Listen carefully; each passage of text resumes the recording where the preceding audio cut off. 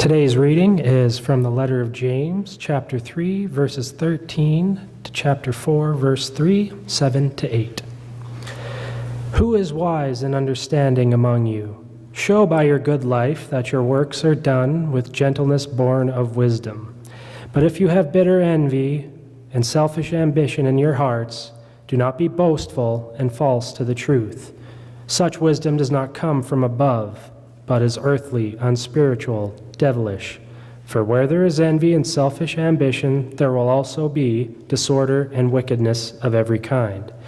But the wisdom from above is first pure, then peaceable, gentle, willing to yield, full of mercy and good fruits, without a trace of partiality or hypocrisy, and a harvest of righteousness is sown in peace for those who make peace. Those conflicts and disputes among you, where do they come from? Do they not come from your cravings that are at war within you? You want something and do not have it, so you commit murder. And you covet something and cannot obtain it, so you engage in disputes and conflicts. You do not have because you do not ask. You ask and do not receive because you ask wrongly in order to spend what you get on your pleasures. Submit yourselves therefore to God, resist the devil, and he will flee from you. Draw near to God, and he will draw near to you. Cleanse your hands, you sinners, and purify you hearts, you double-minded. The word of God for the people of God.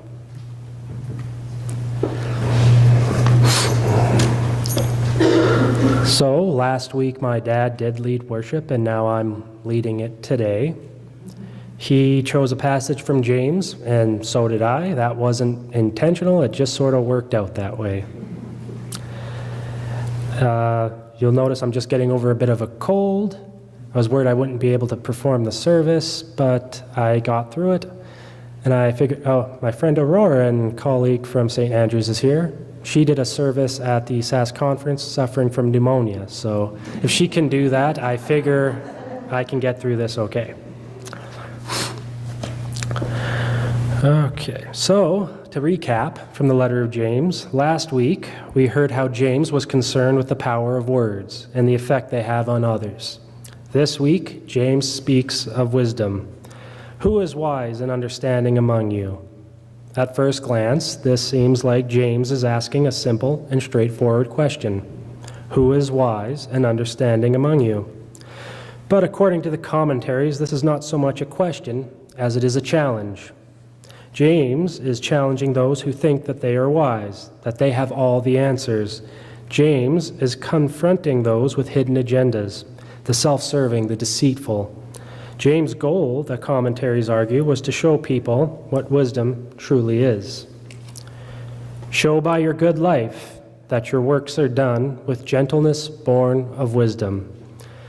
There is much that has been written about the good life.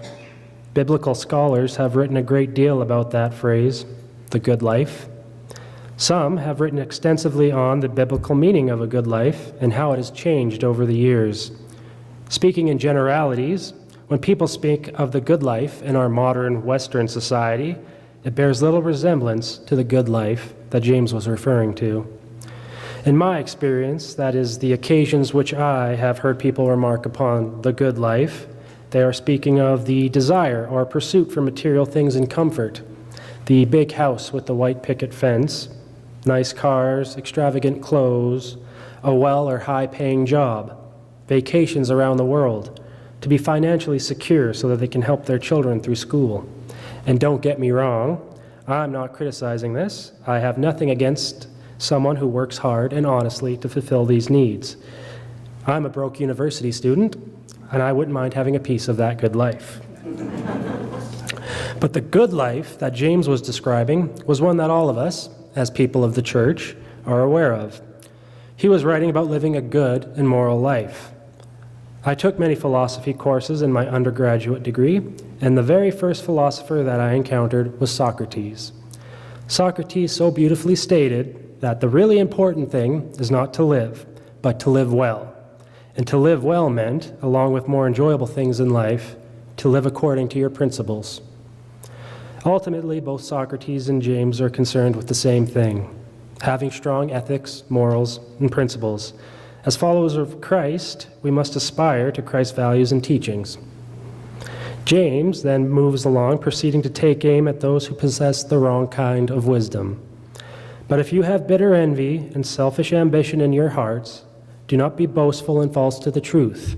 Such wisdom does not come from above, but is earthly, unspiritual, devilish. For where there is envy and selfish ambition, there will also be disorder and wickedness of every kind. Kind of sounds like the Donald Trump presidency. Admittedly, we have all succumbed to envy on occasion. I know that I have, sometimes, occasionally, well, more often than I'd like to or care to admit.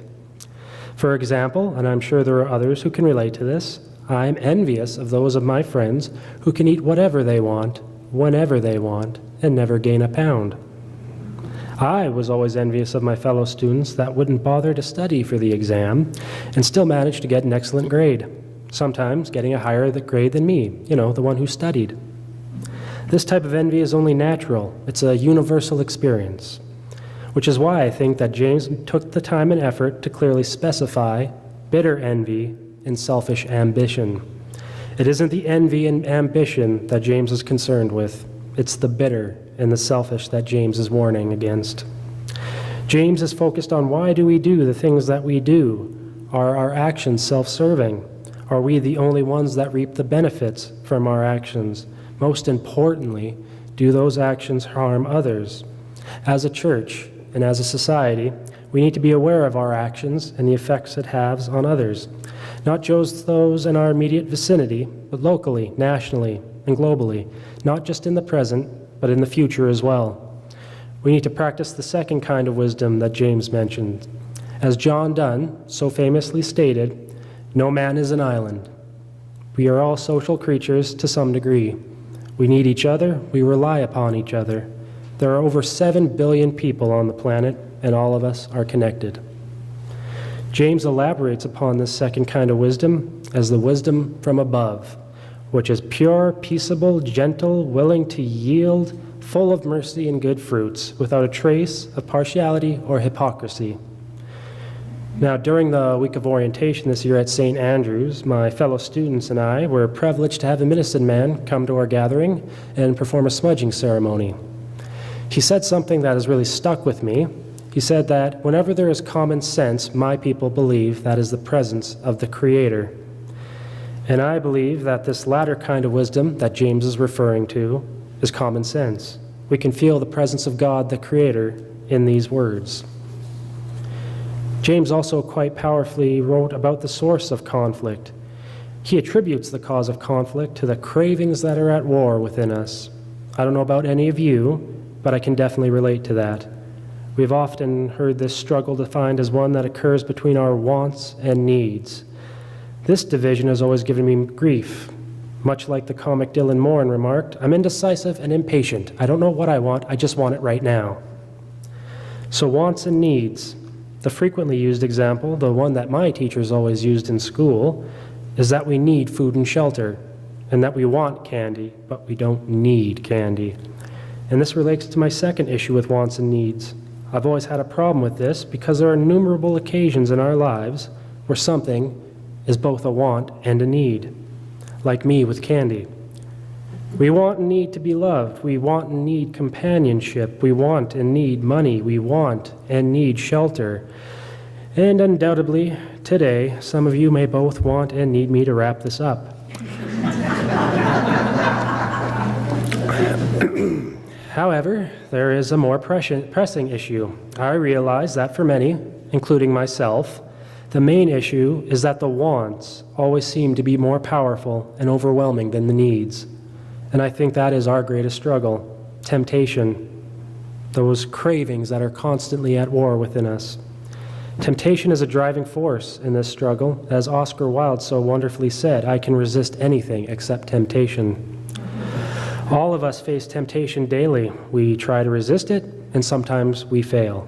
Failure to resist temptation is normal. It's part of the human condition.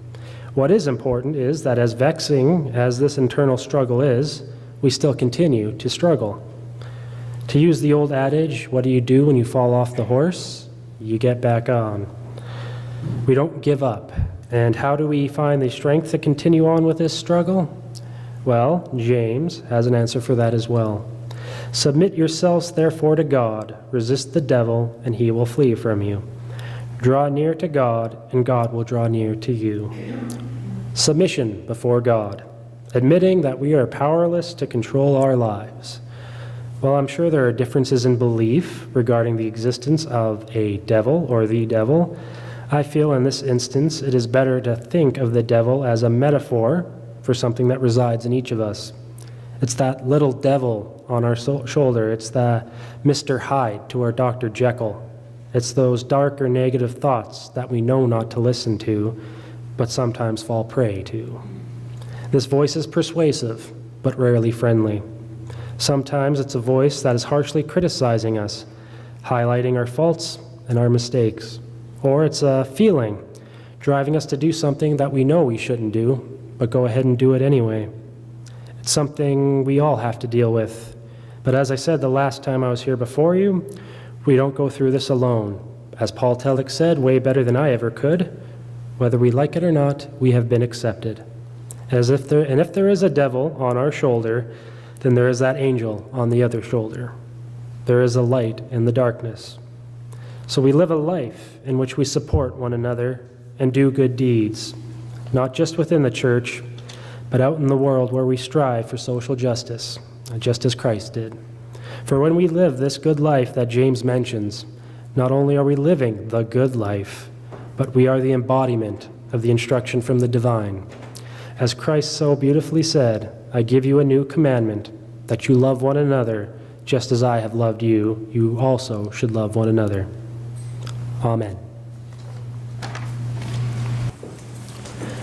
And now we leave this time and place to continue our journey as God's people, surrounded by the wonders of God's creation, accompanied by the one who shares our existence, enfolded in the purposeful caring of the Spirit, to be God's faithful people in all the places life calls us to be.